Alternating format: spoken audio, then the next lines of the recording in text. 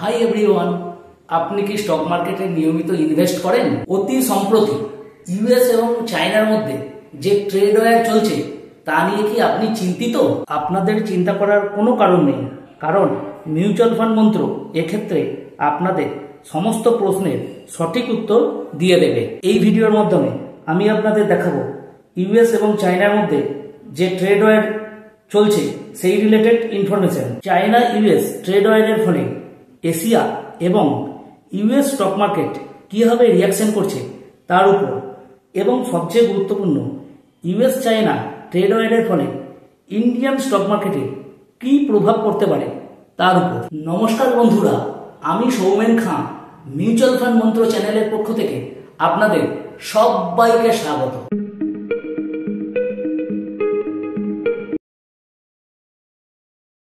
দেখুন, tariff pressure কিন্তু বেড়েই চলেছে। বুধবারও এশিয়ান শেয়ার মার্কেট নেতিবাচক মনোভাব দেখা গেছে। জাপানের নিক্কই 225 3.70% কমেছে। সাউথ কোরিয়ার ইন্ডেক্স কসপি কমেছে 0.80%। এছাড়া ইউএস ফিউচার মার্কেট কমেছে 1.36%। গিফট নিফটি ভারতের জন্য দুর্বল শুরুর ইন্ডিকেশন দিচ্ছে। ইউএস ইন্টারডে মার্কেট লাভের আশা ছেড়ে দিয়েছে। এর ফলে S&P 500-এর 4টি সেশনে টোটাল 12% পড়ে গেছে। সবচেয়ে গুরুত্বপূর্ণ ইউএস এবং চায়নার যে ট্রেড ওয়ার চলছে তাই নিয়ে দেখুন, 9 তারিখ হোয়াইট হাউসে প্রেস সেক্রেটারি একটা নোটিশ বের করেন। সেখানে বলা হয় যে চায়না পণ্যের উপর ইউএস গভর্নমেন্ট 104% ট্যাক্স ইম্পোজ করছে। কিন্তু এখন প্রশ্ন হলো, কেন ইউএস গভর্নমেন্ট চায়না পণ্যের উপর 104% মানে হিউজ একটা ট্যাক্স ইম্পোজ করছে? এর জন্য একটু পিছনে যাওয়া দরকার।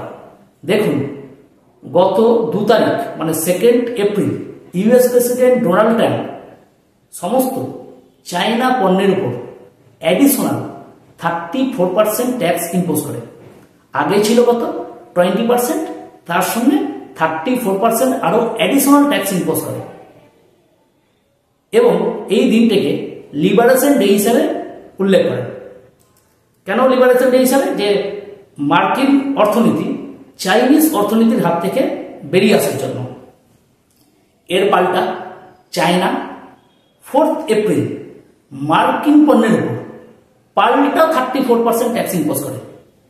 এতে তো ইউএস প্রেসিডেন্ট ডোনাল্ড ট্রাম্প প্রচন্ড ক্ষেপে উঠে যায় এবং সোশ্যাল মিডিয়াতে তিনি লেখেন, চায়না যদি এই ট্যাক্স প্রত্যাহার না করে তাহলে 9 এপ্রিল ইউএস গভর্নমেন্ট পাল্টা চাইনিজ প্রোডাক্টের উপর আরো অ্যাডিশনাল 50% ট্যাক্স ইম্পোজ করবে। তাহলে টোটাল ট্যাক্স কত হচ্ছে? আগে ছিল 20 প্লাস ইনক্রিজ করে কত হলো 34 প্লাস আরো ইনক্রিজ করে 50, মানে হচ্ছে 104%। কিন্তু চাইনিজ গভর্নমেন্ট তো ট্যাক্স তো প্রত্যাহার করলো না, যার ফলে 9 তারিখে হোয়াইট হাউসের প্রেস সেক্রেটারি ডিক্লেয়ার করে যে সমস্ত চাইনিজ প্রোডাক্টের উপর 104% ট্যাক্স ইম্পোজ হবে।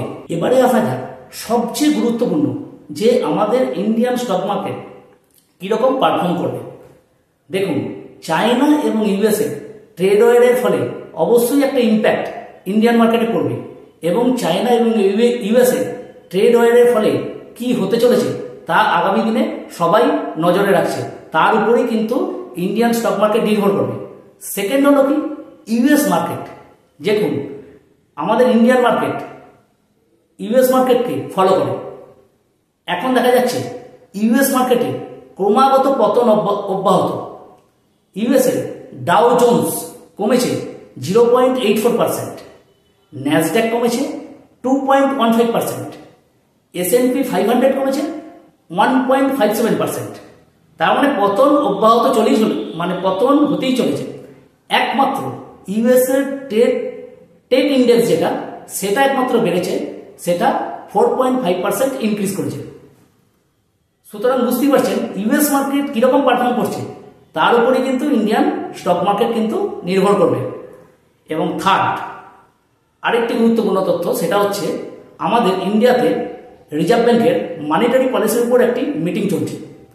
চেয়ারম্যান সঞ্জয় মালহোত্রার উপস্থিতিতে 6 সদস্যের কমিটির একটা মিটিং 10টা থেকে শুরু হবে। আশা করা যাচ্ছে, এক্সপেক্ট করা যাচ্ছে যে ইন্টারেস্ট রেট 25 বেসিক পয়েন্ট কমতে পারে। এবারে ইন্টারেস্ট রেট যদি কমে তাহলে কোম্পানিগুলোর আর্থিক স্বাস্থ্য অনেকটাই ভালো হবে, কোম্পানিগুলোর হাতে টাকা আসবে এবং কোম্পানিগুলো ঘুরে দাঁড়ানোর একটা চেষ্টা করবে এবং তার প্রভাব তো অবশ্যই আমাদের শেয়ার মার্কেটে পড়বে।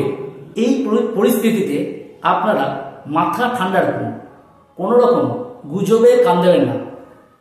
প্রপার প্ল্যানিং করে বা প্রপার রিসার্চ করে আপনারা তবেই ইনভেস্ট করুন। ভিডিওটি এতক্ষণ দেখার জন্য আপনাদের সবাইকে অসংখ্য ধন্যবাদ। যদি এই ভিডিও রিলেটেড কোনো কোয়েরি থাকে তাহলে অবশ্যই নিচে ডেসক্রিপশন বক্সে আপনারা লিখে জানাতে পারেন। আর ভিডিওটি যদি ভালো লাগে তাহলে অবশ্যই একটি লাইক করে দেবেন। আজ আর নয়, ভালো থাকবেন, সুস্থ থাকবেন, নমস্কার।